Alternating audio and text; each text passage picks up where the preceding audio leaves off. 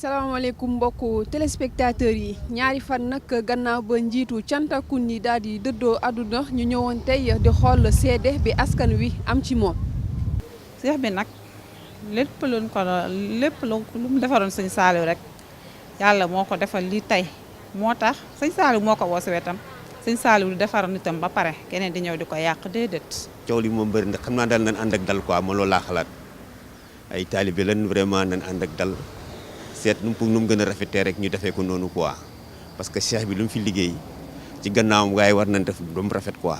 def ci lu rafet ba ñu am ñu bañ a polémiquer seet li nga xam ne mooy normal ñu def ko nga xam ne y a pas de problème quoi. ji man yaakaar naa ne normalement doom ji moom mooy taaw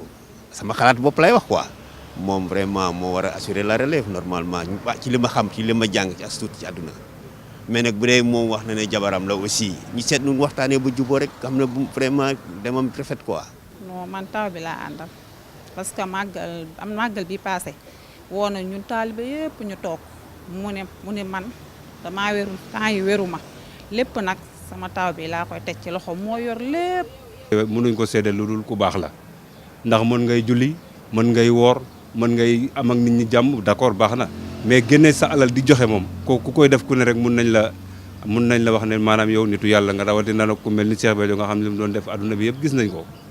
man nag pël Fuuta laa ngeen baal ma ci kàddu gi mais nag sëriñ bi ku baax la ku tabe la ku mën a joxe la yàlla nag lii la namm ci doomu aadama ñett yi ma la limal baax tabe mën a joxe boo gisee jullit akkan noonu lay mel. waaw ñun dañuy santaat sëñ Béthio ndax ñun 2004 lañ jébul ci sëriñ bi boobu ba léegi ñu ngi ànd ak moom mu tàggat ñu si lu bëri ci njàng mi ci xaside yi ak ci yar gi loolu day sëñ Béthio ko def si ñun day amaana tey jii bu dul woon ak sëñ Béthio heure bii kenn waxatu ko dañuy doon ñoo xam ne nii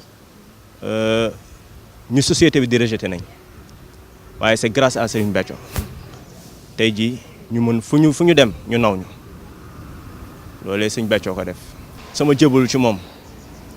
ndaxte Serigne Béthio ñun Serigne Saliou ndigalu Serigne Saliou lañ topp ndax moo ñu ni na ngeen ko def yitte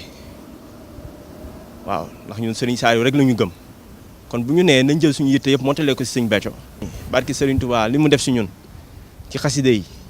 ak lu mu ñu xamalee maanaam Serigne Touba sëñ Béthio tax ñu xam Serigne Touba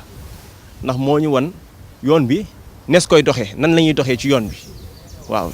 te yoon bi waaw sëñ Béthio moo ñu ko jàngal ndax fu mu toll nii depuis ba ñu nekkee tout tànk ba léegi ñun sëñ Béthio lañu xam. moom la ñu xam tey jii ñun de jàpp nañ ni du fi jug dafiy sax faw